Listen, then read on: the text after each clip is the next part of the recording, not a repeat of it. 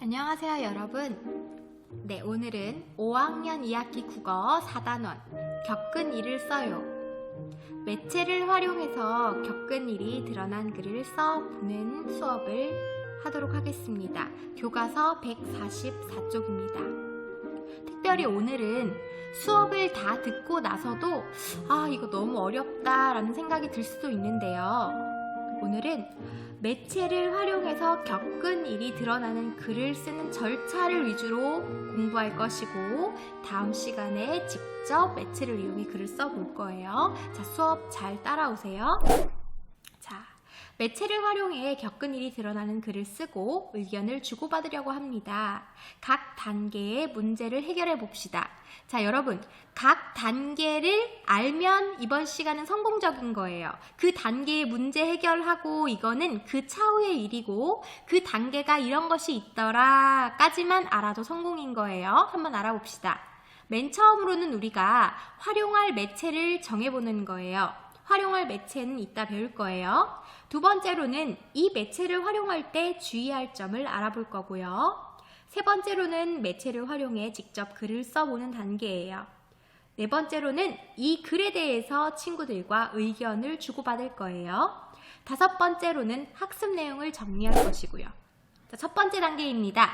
활용할 매체를 정할 때 이제 우리 반에서 이제 활용할 매체를 글을 써서 의견을 나눌 매체를 정해볼 거예요. 그럴 때는 이제 문제를 파악하고 의견 실천에 필요한 조건을 따져보고 결과를 예측하고 반응을 살펴보는 절차를 따를 거예요.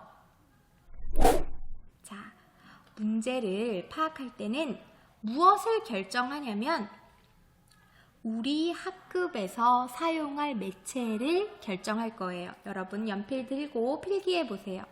우리 학급에서 사용할 매체. 그러면 이 매체를 무엇에 활용하려고 하냐면 여러분이 쓴 글을 올리고 친구들과 의견을 주고받는 데 활용할 거예요. 자, 썼죠? 자, 내려갈게요. 그럼 이런 매체들에는 어떤 매체가 있는지 한번 생각해 보세요. 여러 가지 매체가 있는데요. 네, 누리집이라고 불리우는 홈페이지가 있어요. 우리 학교 같은 경우에 클래스팅이 있죠. 또는 블로그, 누리소통망, 또 이메일이라고 불리우는 전자우편 등이 있어요. 한번 써보세요. 네, 활용할 매체는 그럼 어떤 조건을 갖춰야 될까요? 우리 반 친구들이 다 활용하려면 네, 당연히 우리 반 친구 모두가 사용할 수 있어야 돼요. 그쵸? 그리고 만약에 학교 수업에서 이용하려면 학교에서 사용할 수 있어야 되겠죠. 그런데 우리는 지금 원격 수업도 병행하고 있기 때문에 집에서 만약에 수업하는 시간에 이 수업이 이루어진다면 집에서 활용 가능하면 되겠죠.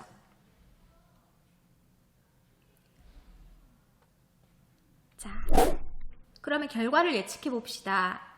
자, 어떤 매체를 활용할지 우리가 각 반에서 정하지는 않았는데 이거는 등교 수업 날에 각 반에서 정해볼 거예요. 그런데 어떤 매체를 활용할지 이거는 예시니까 한번 선생님 따라와 보세요. 예를 들어서 우리 반이 단체 대화방을 활용을 한다면 이 매체를 활용할 때 어떤 문제가 있을까요? 예를 들면 카톡을 이용한다면 혹여나 스마트폰 없는 친구들이 있을 수 있죠.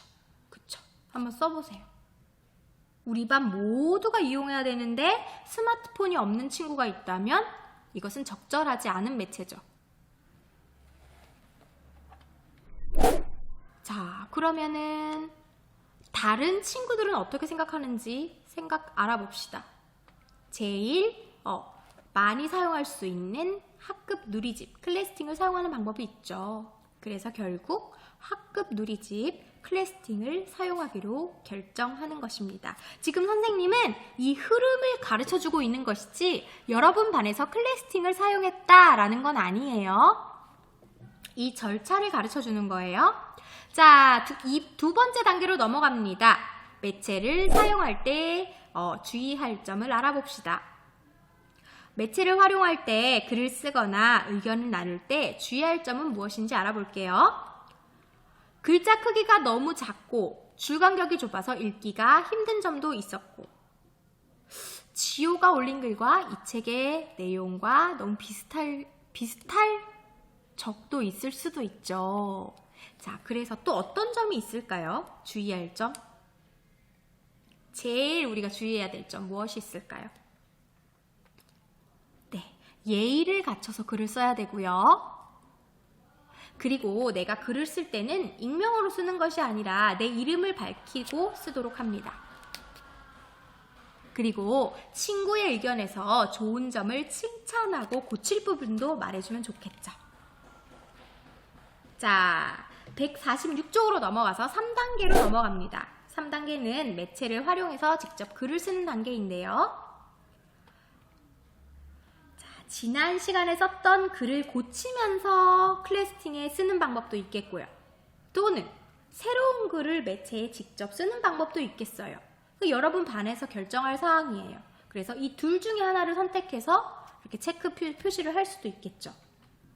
그쵸? 그럴 때 주의할 점은 글을 쓸 때 생각해야 될 점도 살펴봐야 되겠고, 그 다음에 읽는 사람이 쉽게 읽을 수 있도록 또 써야 되겠죠.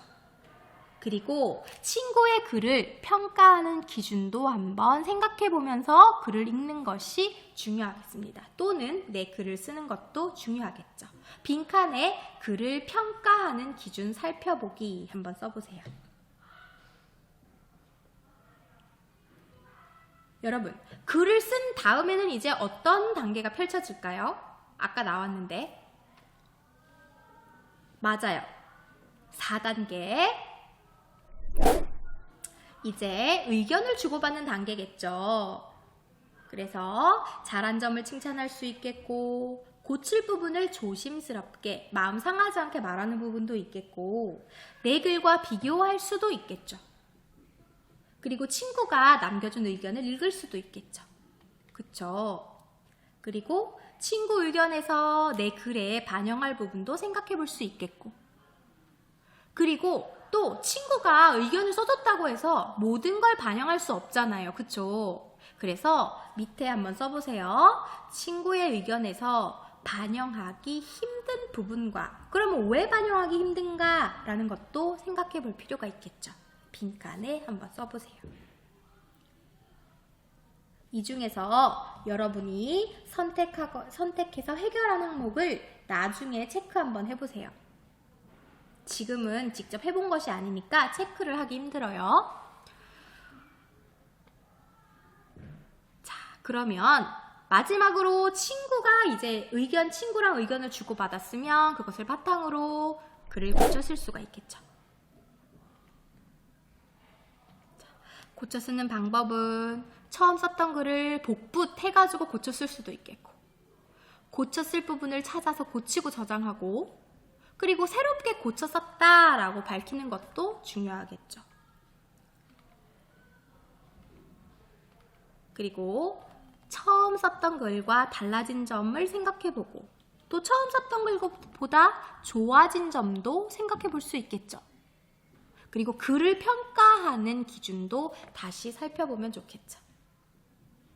여러분, 저번에도 선생님이 한번 얘기한 적이 있는데, 글을 한 번 쓰고 탁, 나 썼다, 끝, 이것이 아니라 글은 고치면 고칠수록 점점 더 완성도가 높아져요. 그렇기 때문에 계속해서 내가 쓴 글을 다시 살펴보는 것도 참 좋은 습관입니다. 마지막으로 이제 확인하는 그런 단계인데요.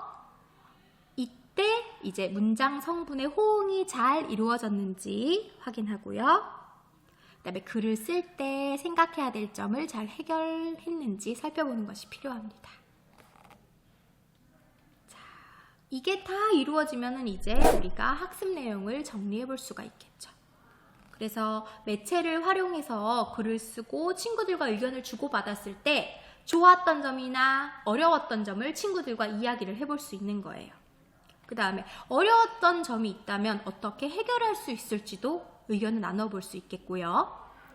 그 다음에 종이에 써가지고 친구들과 나누어 보는 방법이랑 매체로 나누어 보는 방법이랑 차이가 있을 수 있잖아요. 어떤 차이가 있는지 친구들과 이야기해 볼 수가 있겠죠. 네, 오늘은 매체를 활용해서 겪은 일이 드러나는 글을 쓰는 절차에 대해서 배워보았어요. 절차에 대해서 배웠으니까 이제 여러분 반별로 한번 글을 절차에 맞게 쓰고 의견을 나눠보고 정리를 하는 그것이 남았겠죠? 자, 반별로 재미있는 수업이 되길 바랍니다. 그럼 다음 시간에 만나요.